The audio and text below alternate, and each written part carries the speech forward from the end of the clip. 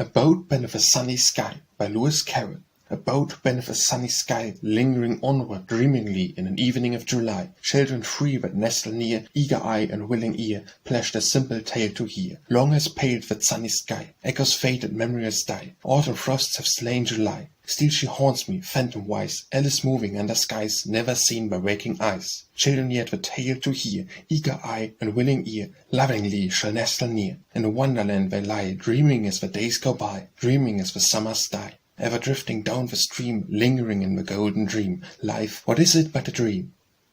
A Game of Fives by Lewis Carroll.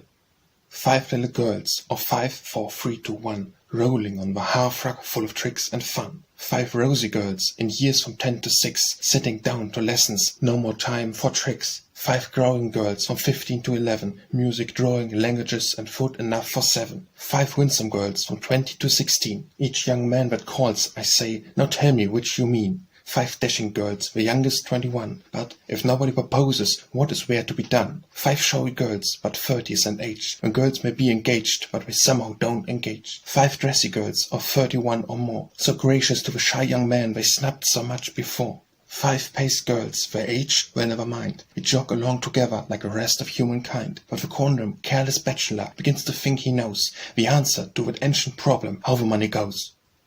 A Nursery Darling by Lewis Carroll. A mother's breast, safe refuge from her childish fears, from childish troubles, childish tears, mists that enshroud her dawning years. See how in sleep she seems to sing a voiceless psalm, an offering raised to the glory of a king, and love for lover's rest. A darling's kiss, dearest of all the signs that fleet from lip that lovingly repeat, again, again, the message sweet. Full to the brim of girlish glee, a child, a very child is she, whose dream of heaven is still to be at home, for home is bliss. A Valentine by Lewis Carroll. And cannot pleasures, while they last, be actual unless, when past, they leave her shuddering and aghast, while anguish smarting? And cannot friends be firm and fast, and yet be parting? And must I then, at friendship's call, calmly resign the little all, trifling, I grant it is and small, a half of gladness, and lend my being to the thrall of gloom and sadness? And think you that I should be dumb and full dolorum omnium, expecting that you choose to come and share my dinner? At other times be sore and glum, and daily thinner? Must he then only live to weep, who'd prove his friendship true and deep, but day a lonely shadow creep, at night-time languish, after raising in his broken sleep the moan of anguish? The lover, if for certain days his fair one be denied his gaze, sinks not in grief and wild amaze, but wiser wooer, he spends the time in writing lace, and posts him to her. And if the rivers flow free and fast, till even the poet is aghast, at touching Valentine at last, the post shall carry, and 13 days are gone and past of February. Farewell, dear friend, and when we meet, in desert ways the crowded street, perhaps before this week shall fleet, perhaps tomorrow, I trust to find your heart the seat of wasting sorrow. Acrostic by Lewis Carroll. Little maidens, when you look on this little storybook, reading with attentive eye, its inciting history, never think that hours of play are only holiday, and that in a house of joy lessons serve but to annoy. If in any house you find children of a gentle mind, each the other's pleasing ever, each the other's vexing never, daily work and pastime daily, and the order taken carely, then be very sure that they have a life of holiday. All in the Golden Afternoon by Lewis Carroll. All in the golden afternoon full leisurely we glide, for both our oars with little skill by little arms are plied, while little hands make vain pretence our wanderings to guide. Are cruel free, in such an hour, when with such dreamy weather, to break a tale of breath too weak to stir the tiniest feather. Yet what can our poor voice avail against 3 tons together? Imperious primer flashes forth, addict to begin it, and gentler tones secunda hopes there will be nonsense in it, while Tertian interrupts the tale with more than once a minute. And into sudden silence one and fancy they pursue the dream-child moving through a land of wonders wild and new, in friendly chat with bird or beast and half-belief the true. And ever as the story drained the wells of fancy dry, and faintly strove with the very one to put the subject by. Rest next time, it is next time, the happy voices cry. Thus grew the tale of Wonderland, for slowly, one by one, its quaint events were hammered out, and now the tale is done, and home we stir, a merry crew beneath the setting sun. Alice, a childish story like, and with a gentle hand, lay it where childhood's dreams are twined in memory's mystic band, like pilgrims with a river flows plucked in a far-off land. Bessie's Song to Her Doll by Lewis Carroll. Matilda Jane, you never look at any toy or picture book. I show you pretty things in vain, you must be blind, Matilda Jane. I ask you riddles, tell you tales, but all our conversation fails. You never answer me again, I fear you dumb, Matilda Jane. Matilda darling, when I call, you never seem to hear at all. I shout with all my might and main, but you're so deaf, Matilda Jane. Matilda Jane, you needed mind, for though you're deaf and dumb and blind, where someone loves you, it is plain, and it is me, Matilda Jane. Brother and Sister by Lewis Carroll. Sister, sister, go to bed. Go and rest your weary head. Was the prudent brother said. Do you wonder but at height, or scratch to your face applied? Was his sister calm replied. Sister, do not raise my wrath. I'd make you into mutton broth, as easily as kill a moth. The sister raised her beaming eye, and looked on him indignantly, and sternly answered, only try. Off to the cook he quickly went. Dear cook, please lend a frying pan to me as quickly as you can. And wherefore should I lend it you? The reason, cook, is plain to view. I wish to make an Irish stew. What meat is in that stew to go? My sister'll be the contents. Oh, you'll lend the pan to me, cook? No. Moral, never stew your sister. Christmas Greetings by Lewis Carroll. Lady dear, if fairies may for a moment lay aside cunning tricks and elfish play, 'tis happy Christmas tide. We have heard the children say, gentle children whom we love, long ago, Christmas Day, came a message from above. Still as Christmas tide comes round, we remember it again, echoes still the joyful sound, peace on earth, goodwill to men. Yet the hearts must childlike be, with such heavenly guests abide, and the children in their glee all the year is Christmas tide. Thus forgetting tricks and play for a moment, lady dear, we would wish you, if you may, Merry Christmas, Glad New Year. Dedication by Lewis Carroll. Inscribed to a dear child in memory of golden summer hours and whispers of a summer sea. Girt with a boyish garb for boyish task, eager she wields her spade, yet laughs as well, rest on a friendly knee, intent to ask the tale he loves to tell. Rude spirits of a seething outer strife, unmeet to read her pure and simple sprite, deem if you list such hours a waste of life, empty of all delight. Jet on, sweet maid, and rescue from annoy hearts that by wiser talk are unbeguiled. Ah, happy he who owns the tenderest joy, the heart laugh of a child. Dreamland by Lewis Carroll. The midnight mists are creeping, and all the land is sleeping. Around me treat the mighty dead, and slowly pass away. Lo, warrior, saint, and sages, out the vanished ages, with solemn pace and reverent face, appear and pass away. The blaze of noonday splendor, the twilight soft and tender, may charm the eye, yet away shall die and pass away. But here in Dreamland's centre, no spoiler's hand may enter. These visions fair, this radiance rare, shall never pass away. I see the shadows falling, the forms of old recalling. Around me treat the mighty dead, and slowly pass away.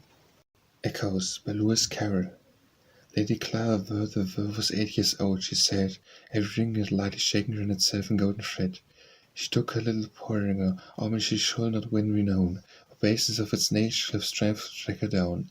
Sisters and brothers, little maid, as stands the inspector at the door, like a dog hunts for boys, and now not 2 and 2 are 4.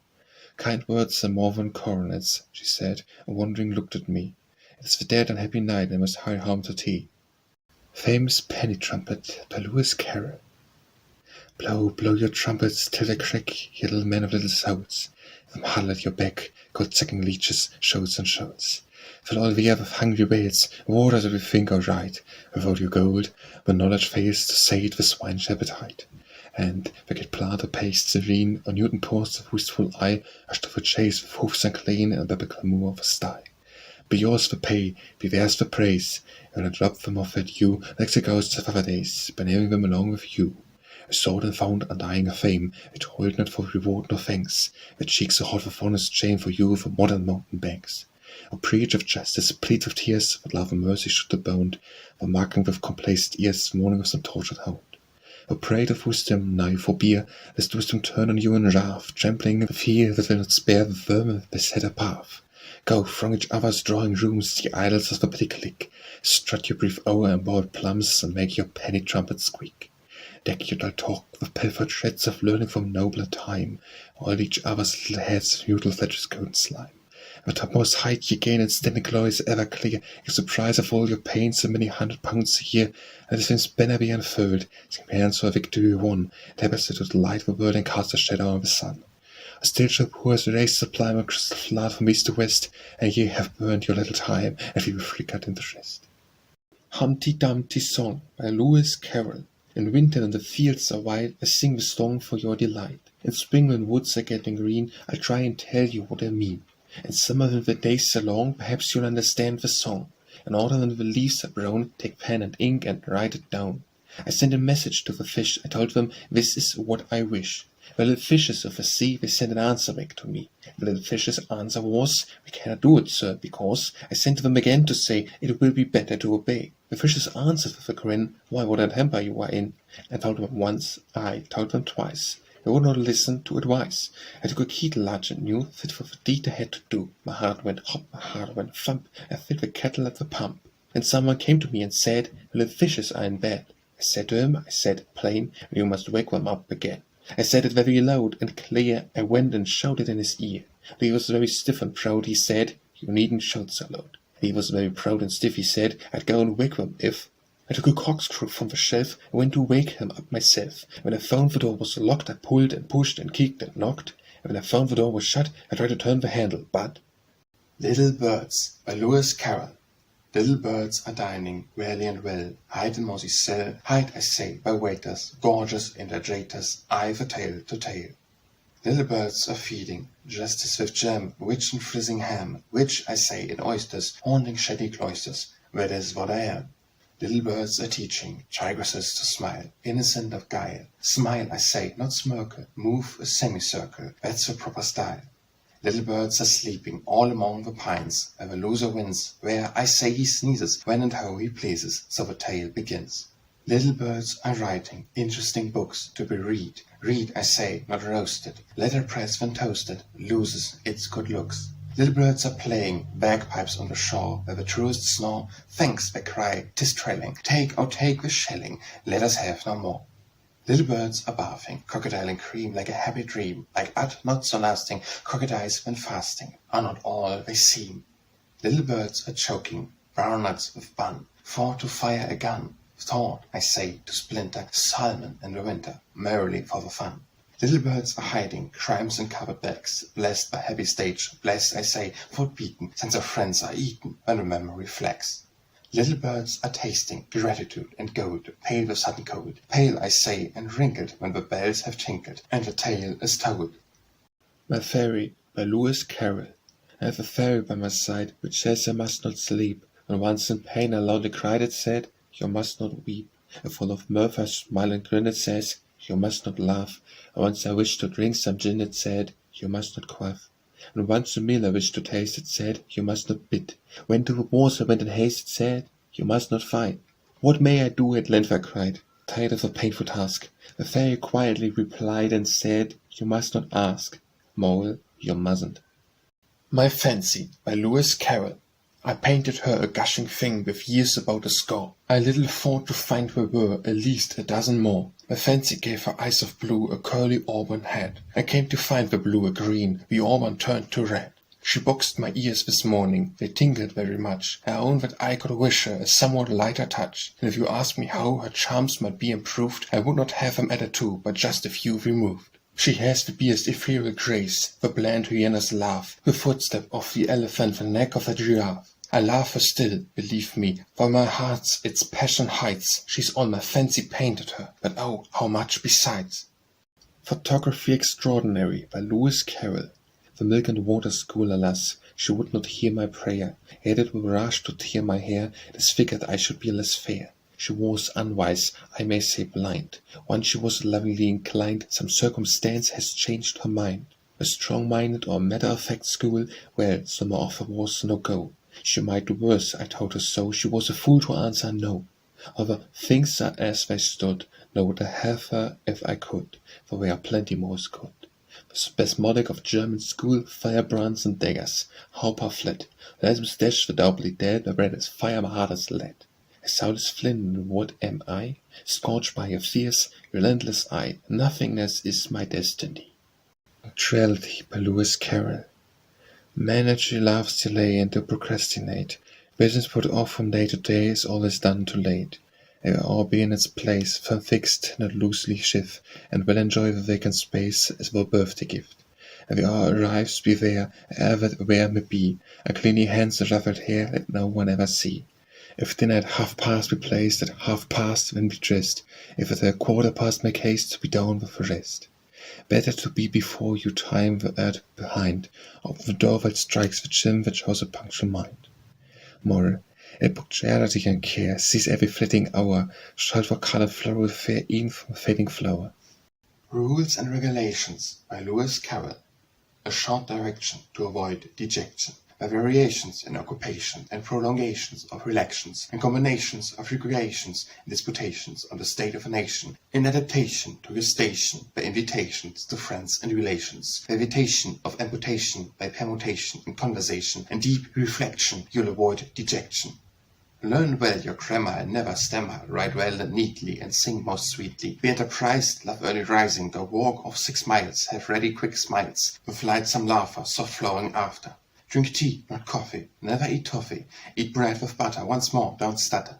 Don't waste your money, abstain from honey, shut doors behind you, don't slam them, mind you. Drink beer, not porter, don't enter the water. Let us swim, you are able, sit close to the table, take care of a candle, shut the door by the handle, don't push with your shoulder until you are older. Loose not a button, refuse cold mutton, starve your canaries, believe in fairies. If you are able, don't have a stable, with any mangers, be rude to strangers. Morale, behave. Sighs and Tears by Lewis Carroll. On the sandy shore I sit beside the salt sea wave, and fall into a weeping fit because I dare not shave, and a whisper at my ear inquires the reason of my fear. Answer, if the ruffian Jones, the drag cries me here, he bellow out my names in tones of hands to the ear. Just so I'm being stout, I think it all puts me out. May I see him on the cliff, farewell, farewell, the hope, if he should look this way, if he's got his telescope. To whatsoever place I flee, my odious rival follows me. But every night and everywhere I meet him out at dinner, and I found some charming fair, and for to die a winner, yet he's thin I am stout is sure to come and cut me out. Because, just like them, all agree to praise J. Jones, Esquire. Ask him what on earth is he, about him to admire. They cry, he's sleek and slim, it's quite a treat to look at him. Wrenched in tobacco smoke with visionary mates, with a sharp and sudden poke between the shoulder blades. Why, Brown, my boy, you're growing stout. I hold you, he will find out. My growth is not your business, sir. Modest, my boy. If it's yours, and fur, why, Brown, I give you joy. Man whose business prospers so is just the sort of man to know. It's hardly safe, though talking here, I'd best get out of reach. Such a whale as yours, I fear, must shortly sink the beach. It's sad with us because I'm stout, I'll go and call him out. The Crocodile by Lewis Carroll. How doth the little crocodile improve his shining tail, and pour the waters of the Nile on every golden scale! How cheerfully he seems to grin, how neatly spread his claws, and welcomes little fishes in with gentle smiling jaws. The Mad Gardener's Song by Lewis Carroll. He thought he saw an elephant that practised on a fife. He looked again and found it was a letter from his wife. At length I realized, he said, the bitterness of life. He thought he saw a buffalo upon the chimney-piece. He looked again and found it was his sister's husband's niece. Unless you leave this house, he said, I'll send for the police. He thought he saw a rattlesnake that questioned him in Greek. He looked again and found it was the middle of next week. The one thing I regret, he said, is that it cannot speak. He thought he saw a banker's clerk descending from the bus. He looked again and found it was a hippopotamus. If we should stay to dine, he said, won't be much for us. He thought he saw a kangaroo that worked a coffee mill. He looked again and found it was a vegetable pill. Were I to swallow this, he said, I should be very ill. He thought he saw a coach and four that stood beside his bed. He looked again and found it was a beer without a head. Poor thing, he said, poor silly thing, it's waiting to be fed. He thought he saw an albatross that fluttered round the lamp. He looked again and found it was a penny postage stamp. You'd best be getting home, he said, that nights are very damp. He thought he saw a garden door that opened with a key. He looked again and found it was a double rule of 3. And all its mystery, he said, is clear as day to me. He thought he saw an argument that proved he was the Pope. He looked again and found it was above model soap. A face that red, he faintly said, extinguished all hope. The Mouse's Tale by Lewis Carroll. Fury said to a mouse that he met in the house, Let us both go to law, I will persecute you. Come, will take no denial, we must have a trial, for really this morning I have nothing to do. Said the most of occur such a trial, dear sir, with no jury or judge, would be wasting our breath. I be judge, I be jury, said cunning old Fury, I'll try the whole cause, and condemn you to death. The Sea, by Lewis Carroll. There are certain things, a spider, a ghost, the income tax, gold, an umbrella for free, that I hate. The thing that I hate the most is the thing they call the sea. Pour some salt water over the floor, ugly I'm sure you'll allow it to be. Suppose it extended a mile or more, that's very like the sea. Beat the dog till it holds outright, cruel, but all very well for a spree. Suppose that one did so day and night, that would be like the sea. At a vision of nursery maids, tens of thousands passed by me, all leading children with wooden spades, and this was by the sea. Who invented those spades of wood? Who was it cut them out of a tree? None, I think, but an idiot could, or one that loved the sea. It is pleasant and dreamy, no doubt to float, the thoughts is boundless and souls is free. But suppose you are very unwell in a boat, how do you like the sea? There's an insect which people avoid, whence it derived the verb to flee. Where have you been by its most annoyed? In lodgings by the sea. If you like coffee with sand for dregs, a decent hint of salt in your tea, and a fishy taste in the very egg, by all means choose the sea. And if these dainties to drink and eat you prefer not a vestige of grass or tree, and a chronic state of wet in your feet, then I recommend the sea. For I have friends who dwell by the coast, pleasant friends they are to me. It is when I am with them I wonder most, when anyone likes the sea. They take me a walk, what tired and stiff, to climb the heights I madly agree, and after a tumble or so from the cliff, they kindly suggest the sea. I try the rocks, and I think it cool that the love of such an excess of glee, as a heavenly slip into every pool that skirts the cold, cold sea. The Voice of a Lobster, by Lewis Carroll. 'Tis the voice of a lobster, I heard him declare, You have baked me too brown, I must sugar my hair. As a duck with its eyelid, to he with a nose, Trim his bait and his buttons, and turn out his toes. The sands are all dry, he's gay as a lark, and will talk in contemptuous tones of a shark. But when the tide rises and sharks are round, his voice has a timed and trembled sound. I passed by his garden, and marked with one eye how the owl and the panther were sharing a pie. The panther took a pie crust and gravy and meat, while the owl had the dish as its share of a treat. When the pie was all finished, the owl, as a boon, was kindly permitted to pocket the spoon. But the panther received knife and fork with a growl, and concluded the banquet by eating the owl. Walrus and the Baker's Man, by Lewis Carroll. A loaf of bread, Walrus said, is what we chiefly need. Pepper and vinegar beside are very good indeed. Now if your ready oysters, dear, begin to feed. To Miss Vera Beringer, by Lewis Carroll. There was a young lady of station, and of man was a sole exclamation. The man cried, You flatter, she replied, Oh, no matter, and of man is a true explanation. Twinkle, twinkle, little bat, by Lewis Carroll. Twinkle, twinkle, little bat, how I wonder what you at. Up above the world you fly, like a chittery in the sky. Twinkle, twinkle. A Carpette Knyghte, by Lewis Carroll. I have a horse, a right good horse, and I see and foes, scored your plane on hand horse, till sudden on their nose, alive with unexpected force, yes, a horse of clothes. I have a saddle, says for so, a stupid knights to boot, I say not that to answer no, I lack such a wood, as a mutton saddle, oh, part of your fleecy brood. I have a bottle, a right good bottle, as should be seen at tomb. Your off horse, you why not fitte, use as more sublime. Wait, sir, hat him's forfeit. Jetzt, das Büttel of room.